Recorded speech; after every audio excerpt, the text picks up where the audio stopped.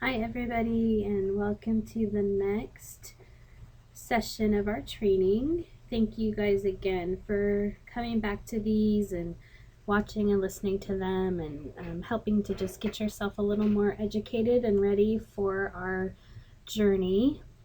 Today we're going to talk about the home Sabra and just give you a little bit of a picture of what that looks like and where it's located, and also a little bit about the children that live there. So this is the front door of the Sabra home. Currently they are in a warehouse building in the basement of it. Unfortunately in Iswell, many people don't understand the disease AIDS, and the children are really judged very strongly and harshly because of the disease. And Sabra has a very hard time finding people who will actually rent to them. It's actually one of our goals this year to get them moved into a new rental space that is bigger and more conducive to raising children. But our biggest goal is to finalize our plans of a permanent location for them. Orphan Outreach has committed to building them a brand new home that they will never be able to be kicked out of, and that will be larger space for them. They'll be able to take in more children, and the children will have room to play outside, and it'll be a safe place for them. So that's part of our 2014 goals. Currently, we're in the process of raising funds to do that, and talking with architects in the area about drawing up some plans about what that home may look like. Here on the map on the left, give you a little bit of an idea of where the home is located. Up there towards the top, you'll see Lengpui, Lengpui, and that is where the airport's at that we fly into. And then you'll see Iswell down towards the center. Once we fly into Lengpui, we'll drive down to Iswell on that first day, and that drive takes about an hour.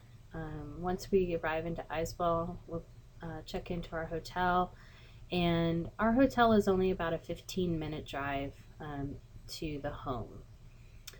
There on the left, you'll see this is what the current home looks like. Sabra, they live on the bottom floor there. The rest of the top floors are all vacant.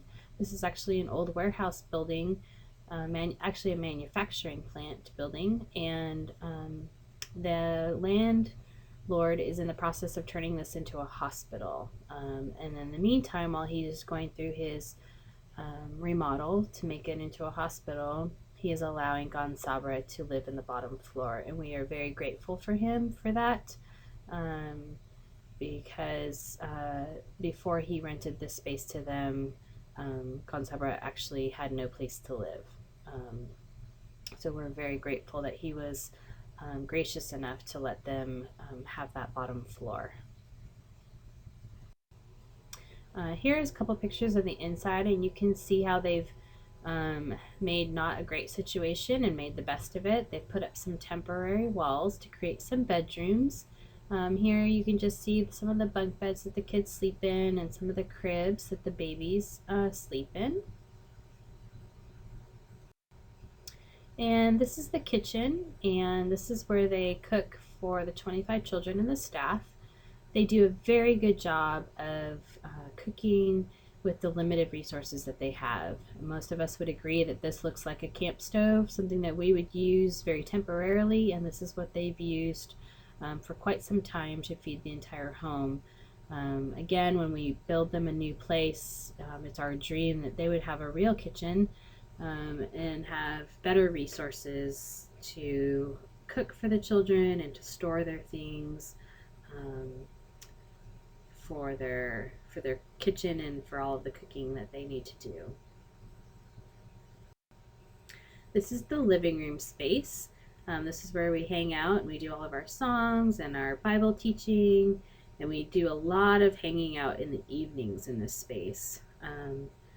because of the limited power available in this building, the home gets very dark in the evening, and this area tends to be where the most light is. So we usually huddle around in this room and have some song time, and sometimes we'll play some games and just chat with the kids and have some fun. The children. This is a picture of my daughter with her sponsor child, Pecky. And, the children, one thing to keep in mind is that none of them are the same. So even though that they all have, we can group them all into a category of, for some reason, because of the disease AIDS, whether they have it, they have HIV, or their parents had it, for some reason, because of that disease, these children are in this home. And that's really about the only assumption that we can make across the board for all of these children. They all have their own little stories. They're all tragic stories because they've all ended with them having to be separated from their family. And that is a tragedy.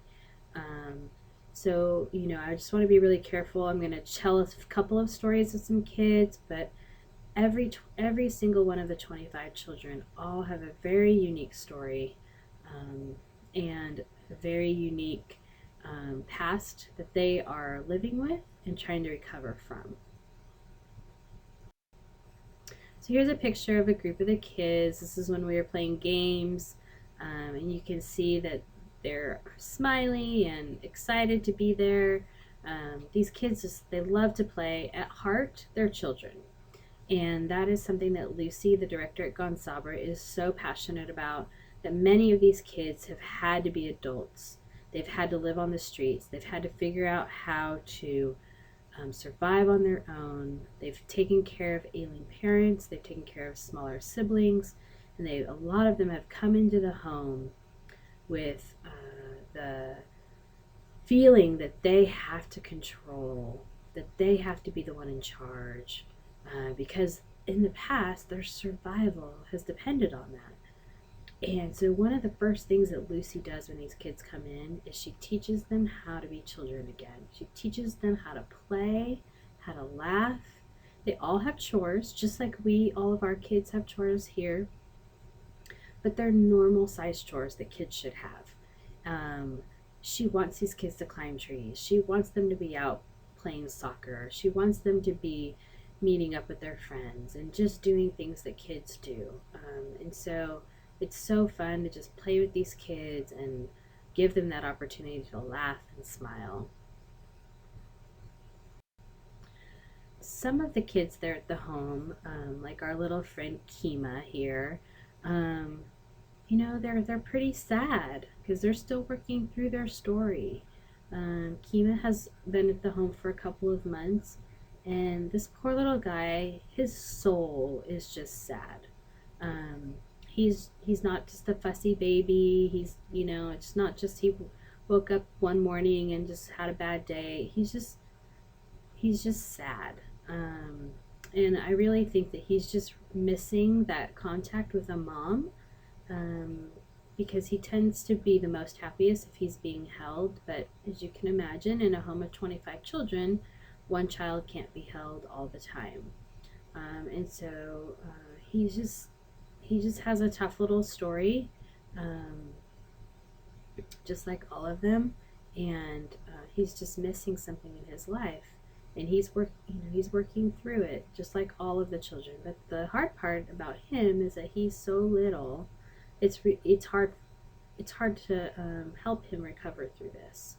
He can't use his words. He doesn't understand the words about talking through things and healing through it. But we continue to pray for him and just have great hope that he's going to grow up and find his smile and find his healing and be just a great man of God someday. And then you contrast that here with Zoran. And Zoran is one of the older kids in the home and is so joyful. He looks like this all the time. Always has a smile on his face. Is always happy. just amazing helper, always willing to step in and help wherever it's needed. And he has a tough story, just like the rest of them. He's worked very hard on his healing. He has a faith in God, and he has, he knows that he has people in his life that love him, and care for him, and he knows that he has a God who loves him unconditionally, and he has worked really hard um, to find that healing in his life. And I would say he is, because he's one of the older ones, he's walked the road a lot longer than a lot of them, and just an amazing role model for these kids. So I hope that gives you a little bit of a picture of the home of Sabra, and a little bit of picture of the kids and what they look like.